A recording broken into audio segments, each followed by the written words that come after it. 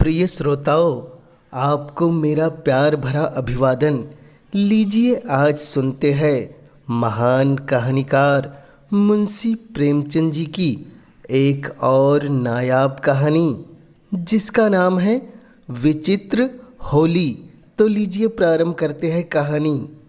होली का दिन था। मिस्टर ए बी क्रास शिकार खेलने गए हुए थे। साइस, अर्दली, मेहतर, भिस्ती, ग्वाला, धोबी सब होली मना रहे थे। सबों ने साहब के जाते ही खूब गहरी भंग चढ़ाई थी और इस समय बगीचे में बैठे हुए होली फाग गा रहे थे। पर रह रहकर बंगले के फाटक की तरफ झांक लेते थे कि साहब आए तो नहीं। इतने में शेख नूर अली आकर सामने खड़े हो गए। साइस ने पूछा, कहो खान सामा जी, साहब कब आएंगे? नूर अली बोला, उनका जब जी चाहे आए। मेरा आज इस्तीफा है, अब इसकी नौकरी नहीं करूँगा। अर्दली ने कहा, ऐसी नौकरी फिर न पाओगे। 4 पैसे ऊपर की आमदनी है, नाहक छोड़ते हो। नूर अली बोला, अजी लानत भेजो, अब मुझसे गुलामी नहीं होगी। यह हमें जूतों से ठुकराए और हम इनकी गुलामी करें। आज यहाँ से डेरा कूच है। आओ तुम लोगों की दावत करूँ। चले आओ कमरे में, आराम से मेज पर डट जाओ। वह बोतलें पिलाऊं कि जिगर ठंडा हो जाए। साइस बोला, और जो कहीं साहब आ जाए तो? नूर अली बोला, वह अभी नहीं आने का, चले जाओ। साहब के नौकर प्रायः शराबी होते हैं। जिस दिन से साहब के यहाँ गुलामी लिखाई, उसी दिन से यह बला उनके सिर पड़ जाती है। जब मालिक स्वयं बोतल की बोतल उड़ेल जाता है तो भला नौकर क्यों चूकने लगे। यह निमंत्रण पाकर सबके सब खिल उठे। भंग का नशा चढ़ा हुआ ही था। ढोल मंजीरे छोड़ छाड़ कर नूर अली के साथ चले और साहब के खाने के कमरे में कुर्सियों पर आ बैठे। नूर अली ने विस्की की बोतल खोलकर ग्लास भरे और चारों ने चढ़ाना शुरू कर दिया। ठर्रा पीने वालों ने जब यह मज़ेदार चीज़ें पाई तो गिलास लुढ़कने लगे। खान समा भी उत्तेजित करता जाता था। जरा देर में सबके सिर फिर गए। भय जाता रहा। एक ने होली छेड़ी, दूसरे ने सुर मिलाया, गाना होने लगा। नूर अली ने ढोल मजीरा लाकर रख दिया। वहीं मजलिस जम गई। गाते गाते एक उठकर नाचने लगा, दूसरा उठा, यहाँ तक कि सबके सब कमरे में चौकड़ियाँ भरने लगे। हू हक मचने लगा।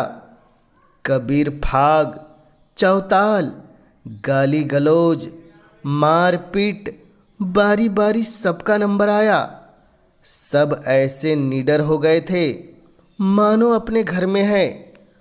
कुर्सियाँ उलट गई, दीवारों पर की तस्वीरें टूट गई। एक ने मेज उलट दी, दूसरों ने रकाबियों को गेंद बनाकर उछालना शुरू किया। यहाँ यही हंगामा मचा हुआ था कि शहर के रईस लाला उजागरमल का आगमन हुआ। उन्होंने यह कौतुक देखा तो चकराए। खान सामा से पूछा, यह क्या गोलमाल है शेख जी? साहब देखेंगे तो क्या कहेंगे? नूर अली ने कहा, साहब का हुक्म ही ऐसा है तो क्या करे। आज उन्होंने अपने नौकरों की दावत की है, उनसे होली खेलने को भी कहा है। सुनते हैं लाल साहब के यहाँ से हुक्म आया है कि रियाया के साथ खूब रब्त जब्त रखे, उनके त्योहारों में शरीक हो, तभी तो यह हुक्म दिया है, नहीं तो इनके मिजाज ही न मिलते थे। आइए तशरीफ रखिए, निकालूं कोई मज़ेदार चीज़, अभी हाल में विलायत से पार्सल आया है। राय उजागरमल बड़े उदार विचारों के मनुष्य थे। अंग्रेजी दावतों में बेधड़क शरीक होते थे। रहन सहन भी अंग्रेजी ही था और यूनियन क्लब के तो वह एकमात्र कुर्ता ही थे। अंग्रेज़ों से उनकी खूब छनती है और मिस्टर क्रॉस तो उनके परम मित्र ही थे। जिलाधीश से चाहे वह कोई हो, सदैव उनकी घनिष्ठता रहती थी। नूर अली की बातें सुनते ही एक कुर्सी पर बैठ गए और बोले, अच्छा यह बात है, हाँ तो फिर निकालो कोई मज़ेदार चीज़, कुछ गज़ल भी हो। नूर अली बोले, हुजूर आपके लिए सब कुछ हाजिर है। लाला साहब कुछ तो घर ही से पीकर चले थे, यहाँ कोई गिलास चढ़ाए तो जबान लड़खड़ाते हुए बोले, क्यों नूर अली, आज साहब होली खेलेंगे? नूर अली ने कहा, जी हाँ। उजागरमल बोले, लेकिन मैं रंग वंग तो लाया नहीं, भेजो चटपट किसी को मेरी कोठी से रंग पिचकारी वगैरह लाए। क्यों घसीटे, आज तो बड़ी बहार है। घसीटे बोला, बड़ी बहार बहार है, होली है। उजागरमल बोले, आज साहब के साथ मेरी होली मचेगी, आज साहब के साथ मेरी होली मचेगी, खूब पिचकारी चलाऊंगा। घसीटे ने कहा, खूब अबीर लगाऊंगा। ग्वाला बोला, खूब गुलाल उड़ाऊंगा। धोबी बोला, बोतल पर बोतल चढ़ाऊंगा। अर्दली बोले, खूब कबीरे सुनाऊंगा। उजागरमल बोला, आज साहब के साथ मेरी होली मचेगी। नूर अली बोले, अच्छा सब लोग समझ जाओ, साहब का मोटर आ रहा है। सेठ जी यह लीजिए, मैं दौड़ कर रंग पिचकारी लाया, बस एक चौताल छोड़ दीजिए और जैसे ही साहब कमरे में आए उन पर पिचकारी छोड़िए और तुम लोग भी उनके मुंह में गुलाल मलो। साहब मारे खुशी के फूल जाएंगे। वह लो मोटर में आ गया, होशियार। मिस्टर क्रॉस अपनी बंदूक हाथ में लिए मोटर से उतरे और लगे आदमियों को बुलाने, पर वहाँ तो जोरों से चौताल हो रहा था। सुनता कौन है? चकराए, यह मामला क्या है? क्या सब मेरे बंगले में गा रहे हैं? क्रोध से भरे हुए बंगले में दाखिल हुए तो डाइनिंग रूम, भोजन के कमरे से गाने की आवाज़ आ रही थी। अब क्या था, जामे से बाहर हो गए, चेहरा विकृत हो गया। हंटर उतार लिया और डाइनिंग रूम की ओर चले, लेकिन अभी तक एक कदम दरवाजे से बाहर ही था कि सेठ उजागरमल ने पिचकारी छोड़ी। सारे कपड़े तर हो गए, आँखों में भी रंग घुस गया। आंखें पोंछ ही रहे थे कि साइस ग्वाला सबके सब दौड़े और साहब को पकड़कर उनके मुंह में रंग मलने लगे। धोबी ने तेल की कालिक का पाउडर लगा दिया। साहब के क्रोध की सीमा न रही। हंटर लेकर सबों को अंधाधुन पीटने लगा। बेचारे सोचे हुए थे कि साहब खुश होकर इनाम देंगे। हंटर पड़े तो नशा हिरन हो गया, इधर भागा कोई उधर। सेठ उजागरमल ने यह रंग देखा तो ताड़ गए कि नूर अली ने झांसा दिया, एक कोने में दबक रहे। जब कमरा नौकरों से खाली हो गया तो साहब उनकी ओर बढ़े। लाला साहब ने होश उड़ा दिए, तेजी से कमरे के बाहर निकले और सिर पर पैर रखकर बेतहाशा भागे। साहब उनके पीछे दौड़े। सेठ जी की फिटन फाटक पर खड़ी थी। घोड़े ने धमधम खटपट सुनी तो चौंका, कनौतिया खड़ी की और फिटन की ओर लेकर भागा। विचित्र दृश्य था। आगे आगे फिटन, उसके पीछे सेठ उजागरमल, उनके पीछे हंटरधारी मिस्टर क्रॉस। तीनों बगटूट दौड़े चले जाते थे। सेठ जी एक बार ठोकर खाकर गिरे, पर साहब के पहुँचते पहुँचते संभल कर उठे। हाथे के बाहर सड़क तक घुड़दौड़ रही। अंत में साहब रुक गए, मुंह में कालिख लगाए। अब और आगे जाना हास्यजनक मालूम हुआ। यह विचार भी हुआ कि सेठ जी को काफ़ी सज़ा मिल चुकी। अपने नौकरों की खबर लेना भी जरूरी था। लौट गए। सेठ उजागरमल के जान में जान आई। बैठकर हाँफने लगे। घोड़ा भी ठिठक गया। कोचवान ने उतरकर उन्हें संभाला और गोद में उठाकर गाड़ी पर बैठा दिया। लाला उजागरमल शहर सहयोगी समाज के नेता थे। उन्हें अंग्रेजों की भावी शुभकामनाओं पर पूर्ण विश्वास था। अंग्रेजी राज्य की तामीली, माली और मुल्की तरक्की के राग गाते रहते थे। अपनी वक्रताओं में सहयोगियों को खूब फटकार करते थे। अंग्रेजी में इधर उनका आदर सम्मान विशेष रूप से होने लगा था। कई बड़े बड़े ठेके जो पहले अंग्रेज ठेकेदार को मिला करते थे, उन्हें दे दिए गए थे। सहयोग ने उनके मान और धन को खूब बढ़ाया था। अतएव मुँह से चाहे वह असहयोग की कितनी ही निंदा करे, पर मन में उसकी उन्नति चाहते थे। उन्हें यकीन था कि असहयोग एक हवा है, जब तक चलती रहे उसमें अपने गीले कपड़े सुखा ले। वह असहयोगियों के कृत्यों का खूब बड़ा बढ़ाकर बयान किया करते थे और अधिकारियों के कृत्यों को इन गड़ी हुई बातों पर विश्वास करते देखकर दिल में उन पर खूब हंसते थे।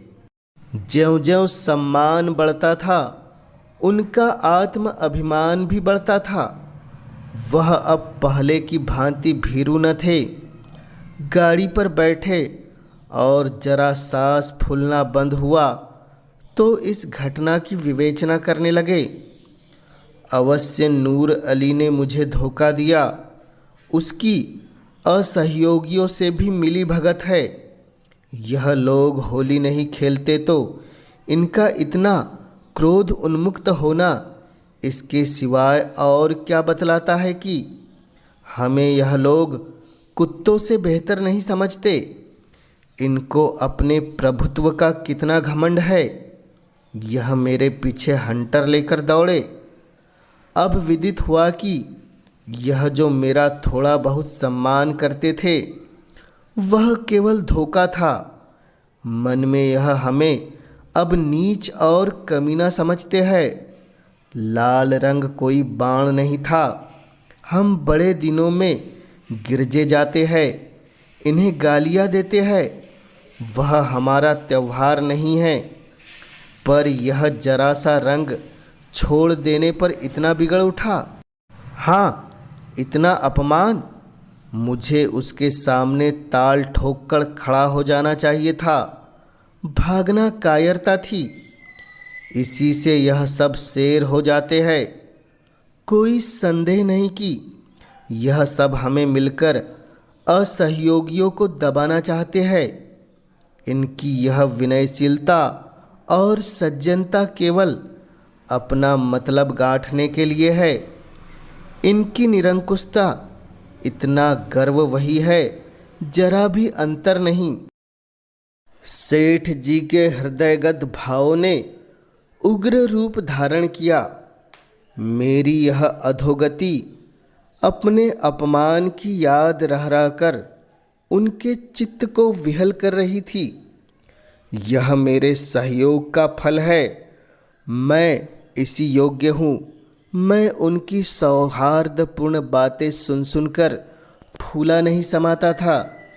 मेरी मंद बुद्धि को इतना भी न सूझता था कि स्वाधीन और पराधीन में कोई मेल नहीं हो सकता। मैं असहयोगियों की उदासीनता पर हंसता था।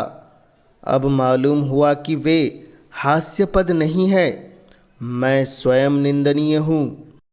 वह अपने घर जाकर सीधे कांग्रेस कमेटी की कार्यालय की ओर लपके। वहाँ पहुँचे तो एक विराट सभा देखी। कमेटी ने शहर में छूत अछूत, छोटे बड़े सबको होली का आनंद मनाने के लिए आमंत्रित किया था। हिंदू मुसलमान साथ साथ बैठे हुए प्रेम से होली खेल रहे थे। फल भोज का भी प्रबंध किया गया था। इस समय व्याख्यान हो रहा था। सेठ जी गाड़ी से उतरे तो पर सभा स्थल पर जाते संकोच होता था। ठिठकते हुए धीरे से जाकर एक ओर खड़े हो गए। उन्हें देखकर लोग चौंक पड़े। सबके सब विस्मित होकर उनकी ओर ताकने लगे। यह खुशामदियों के आश्चर्य आज यहाँ कैसे भूल पड़े। इन्हें तो किसी सहयोगी सभा में राजभक्ति का प्रस्ताव पास करना चाहिए था। शायद भेद लेने आया है कि ये लोग क्या कर रहे हैं। उन्हें चिढ़ाने के लिए लोगों ने कहा, कांग्रेस की जय। उजागरमल ने उच्च स्वर में कहा, सहयोग की जय। फिर ध्वनि हुई, खुशामदियों की क्षय। सेठ जी ने उच्च स्वर में कहा, जी हुजूरों की क्षय। यह कहकर वह समस्त उपस्थित जनों को विस्मय में डालते हुए मंच पर जा पहुँचे और गंभीर भाव से बोले, सज्जनों, मित्रों, मैंने अब तक आपसे असहयोग किया था, उसे क्षमा कीजिए। सच्चे दिल से आपसे क्षमा मांगता हूँ। मुझे घर का भेदी, जासूस या विभीषण न समझिएगा। आज मेरी आंखों के सामने से पर्दा हट गया। आज इस पवित्र प्रेममयी होली के दिन मैं आपसे प्रेम आलिंगन करने आया हूँ। अपनी विशाल उदारता का आचरण कीजिए। आपसे द्रोह करने का आज मुझे दंड मिल गया। जिलाधीश ने आज मेरा घोर अपमान किया। मैं वहाँ से हंटरों की मार खाकर आपकी शरण में आया हूँ। मैं देश का द्रोही था, जाति का शत्रु था। मैंने अपने स्वार्थ के वश, अपने अविश्वास के वश देश का बड़ा अहित किया। खूब कांटे बोए। उनका स्मरण करके ऐसा जी चाहता है कि हृदय के टुकड़े टुकड़े कर दूँ। हाँ, अवश्य कर दीजिए। आपसे न बने तो मैं तैयार हूँ। प्रधान की आवाज़ आई, यह कटु वाक्य का अवसर नहीं है। नहीं, आपको यह कष्ट उठाने की ज़रूरत नहीं। मैं स्वयं यह काम भली भांति कर सकता हूँ।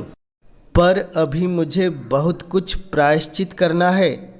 जाने कितने पापों की पूर्ति करनी है। आशा करता हूँ कि जीवन के बचे हुए दिन इसी प्रायश्चित करने में, यहीं मुँह की कालीमा धोने में काटूँ। आपसे केवल इतनी ही प्रार्थना है कि मुझे आत्म सुधार का अवसर दीजिए।